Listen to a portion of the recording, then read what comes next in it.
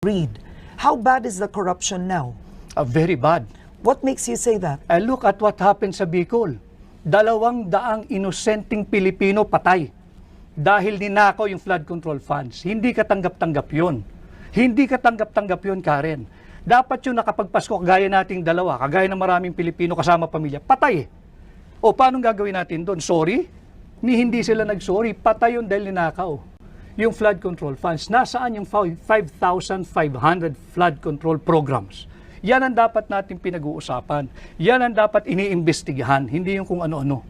Pagkukulang ba ito ng Pangulo? O siyempre, siya Pangulo eh.